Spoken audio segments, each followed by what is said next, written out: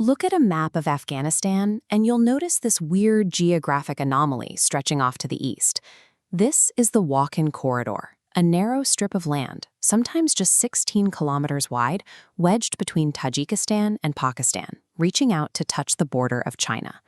For 2 decades, the country was sustained by a massive international presence. But in August 2021, the US and NATO military forces withdrew.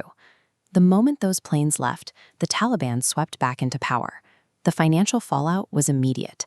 Foreign aid, which had effectively propped up the nation, vanished practically overnight. Strict international sanctions kicked in, isolating the new government and triggering a rapid collapse of the domestic economy. Cut off from Western support and facing widespread unemployment, the Taliban found themselves in survival mode. They needed an entirely new, independent economic lifeline to keep their government afloat. Their solution is taking shape right here, in one of the most remote regions on Earth. The Taliban are secretly carving out a 120-kilometer highway straight through the mountains of the Wakhan Corridor, aiming directly for the Chinese border. The goal is to connect directly to China's massive Belt and Road Initiative, a global infrastructure project designed to expand trade routes over land and sea. For the Taliban, this offers a brand new overland route for goods flowing west. And the stakes are enormous. Afghanistan sits on roughly $1 trillion worth of untapped natural resources, including massive deposits of copper and lithium. A direct working road to Beijing could finally provide the infrastructure needed to export that wealth. But the project is shrouded in intense secrecy. The government closely monitors the region, restricting media access and actively suppressing footage to maintain strict control over how this economic progress is presented to the world. So we have an infrastructure project carrying massive global implications, being built entirely in the shadows.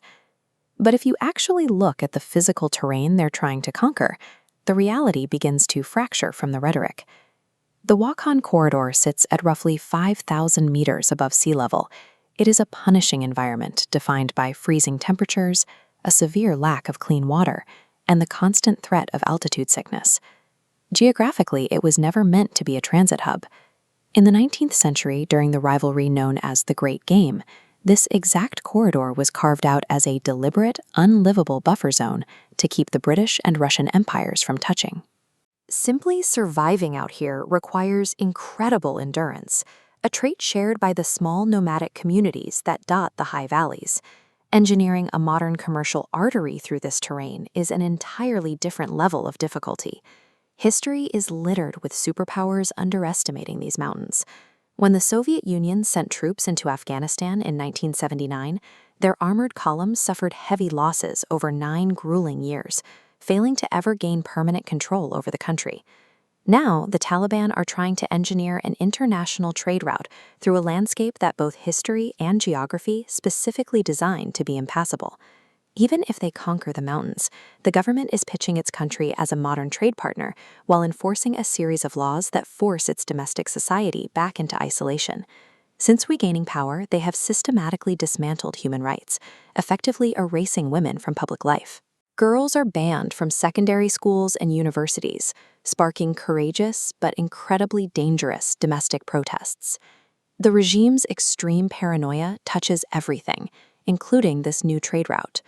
Journalists who manage to reach the area are routinely harassed by the Intelligence Directorate and forced to delete any footage showing construction machinery.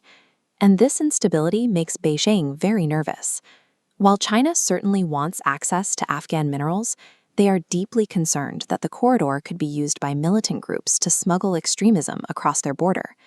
Because of that fear, the physical truth at the end of this road is stark. The Chinese side is heavily fortified, sealed off by high green fences, layers of barbed wire, and security cameras.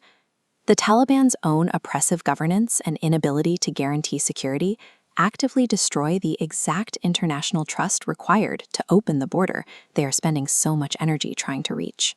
When you actually get to the completed 120-kilometer stretch, it is far from a paved, bustling commercial highway. It is, in reality, a rugged, unpaved gravel path. It's completely impractical for heavy shipping trucks. Right now, most goods moving between China and Afghanistan still have to travel thousands of miles by sea through ports in Pakistan. But while the road hasn't changed global trade patterns, it has altered daily logistics for the Kyrgyz nomads inhabiting these high-altitude plateaus for centuries. Before, acquiring simple supplies meant weeks of treacherous travel by foot or on horseback. Today, that gravel path allows small mobile shopkeepers and cars to drive directly up to the camps to sell flour, fruit, and shoes. It's a striking contrast. A project heralded as a trillion-dollar revival of the Silk Road currently functions as a local grocery delivery route for a few dozen isolated families. There is a massive canyon between the geopolitical promise of an overland trade empire and the current reality of a dirt road terminating at a barbed wire fence.